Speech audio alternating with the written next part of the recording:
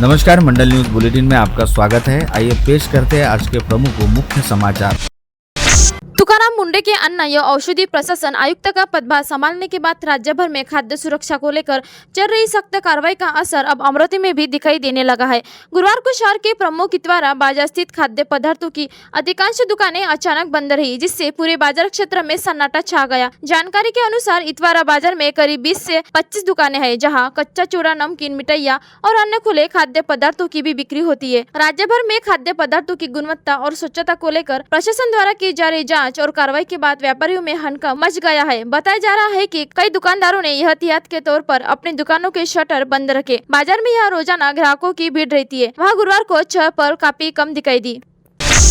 अमरावती संभाग में 13,000 से अधिक मेडिकल दुकानें, निगरानी सिर्फ 2 अधिकारियों के भरोसे। अमरावती संभाग में खाद्य एवं औषधि प्रशासन विभाग गंभीर कर्मचारी संकट से जूझ रहा है। स्थिति यह है कि 5 जिलों में स्थित 13,000 से अधिक मेडिकल स्टोर, दवा निर्माण इकाइयों और संबंधित प्रतिष्ठानों की जांच, लाइसेंसिंग और निगरानी का दायित्व केवल 2 अधिकारियों पर आ गया है। वर्तमान में तुकाराम मुंडे खाद्य एवं औषधि प्रशासन विभाग के आयुक्त है। उनके कार्यकाल में अमरावती संभाग में अधिकारियों की भारी कमी का मुद्दा सामने आया है। जानकारी के मुताबिक संभाग में लगभग 13,000 से अधिक मेडिकल स्टोर और औषधि प्रतिष्ठान हैं, जिनकी जांच और नियमन की जिम्मेदारी केवल 2 अधिकारियों पर है। विभागीय व्यवस्था के अनुसार सहायक आयुक्त अनिल मानिकराव के पास अमरावती, अकोला और यवतमाल जिलों की जिम्मेदारी है, जबकि गजानन, धीरेक, बुलढाना और वाशिम जिलों का कार्यभार संभाल रहे हैं। अधिकारियों की कमी का अंदाजा इसी बात से लगाया जा सकता है कि अमरावती के सहायक आयुक्तों को अपनी नियमित जिम्मेदारियों के अलावा अमरावती, अकोला और यवतमाल में रिक्त पड़े कुल 10 पदों का अतिरिक्त कार्यभार भी संभालना पड़ रहा है। इनमें सहायक आयुक्त और ड्रग इंस्पेक्टर के कई पद शामिल है। हाल ही में विभाग में हुई तबादलों के बाद कई पद खाली रह गए हैं। सूत्रों के अनुसार अमरावती संभाग में पद स्थापना के लिए अधिकारियों की रुचि कम होने के कारण रिक्तियां लंबे समय से भरी नहीं जा सकी है। इस संबंध में सहायक आयुक्त अनिल मानिकराव ने कहा कि सीमित मानव संसाधनों के बावजूद उपलब्ध कर्मचारियों के माध्यम से कामकाज जारी है। शिकायतों की जाँच और निपटारा किया जा रहा है तथा महाराष्ट्र लोक सेवा आयोग के माध्यम से जल्द नए अधिकारियों की नियुक्ति होने की उम्मीद है। हालांकि विशेषज्ञों का मानना है कि केवल 2 अधिकारियों के भरोसे हजारों मेडिकल प्रतिष्ठानों की प्रभावी जांच, लाइसेंस, सत्यापन और नियामक कार्रवाई करना बड़ी चुनौती है। ऐसे में विभागीय कार्यक्षमता और दवा कारोबार की निगरानी को लेकर सवाल उठ रहे हैं। अधिकारियों और कर्मचारियों के रिक्त पद जल्द भरने की मांग तेज हो गई है।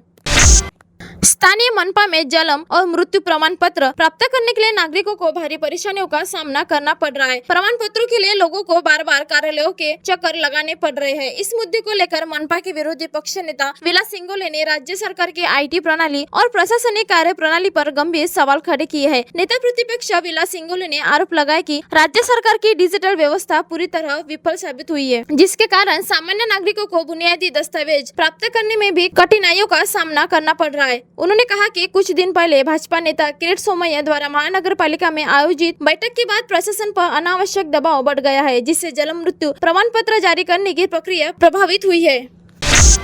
शहर में आवारा कुत्तों के बढ़ते हमलों और काटने की घटनाओं को लेकर स्थानीय पार्षद सैयद राशिद अली ने अमरावती मनपा प्रशासन को कड़ा पत्र भेजकर तत्काल कार्रवाई की मांग की है। इस संबंध में उन्होंने मनपा आयुक्त वर्षा लड्ढा को ज्ञापन सौंपा है।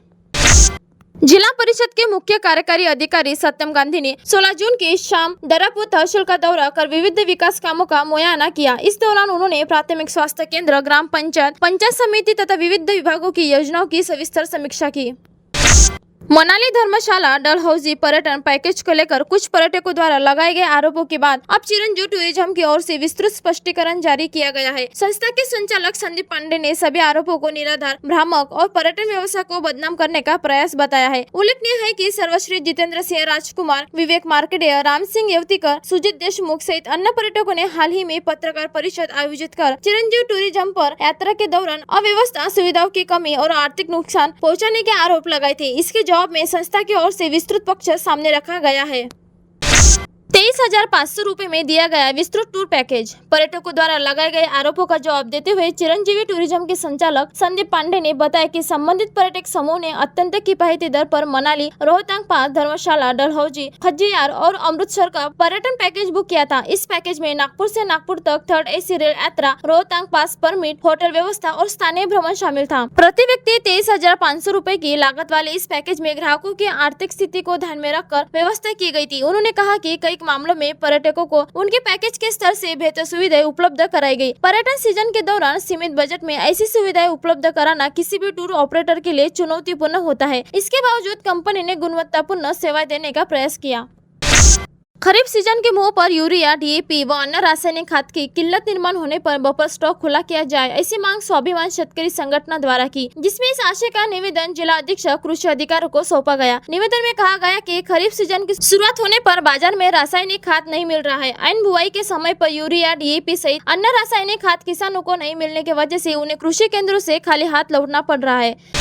अमरावती स्नातक निर्वाचन क्षेत्र की विभिन्न समस्याओं पर तत्काल कार्रवाई की मांग। अमरावती स्नातक निर्वाचन क्षेत्र के स्नातक, बेरोजगार और विद्यार्थियों तथा शिक्षक क्षेत्र से जुड़े विभिन्न लंबित मुद्दों के समाधान की मांग को लेकर राष्ट्रीय अल्पसंख्यक परिषद यवतमाल जिला की ओर से विधान परिषद सदस्य धीरज लिंगाटी को विस्तृत ज्ञापन सौंपा गया। ज्ञापन में बढ़ती बेरोजगारी, अल्पसंख्यक विद्यार्थियों के लिए छात्रवृत्ति, ईडब्ल्यूएस आरक्षण में वृद्धि, निजी अनुदानित विद्यालयों में पवित्र पोर्टल के माध्यम से शिक्षक भर्ती तथा सीएचबी प्राध्यापकों को 12 माह का मानदेय देने सहित विभिन्न महत्वपूर्ण मांगे रखी गई। निर्वाचन क्षेत्र के शिक्षित बेरोजगार युवाओं को रोजगार के अवसर उपलब्ध कराने हेतु विशेष प्रयास किए जाने की मांग भी की गई।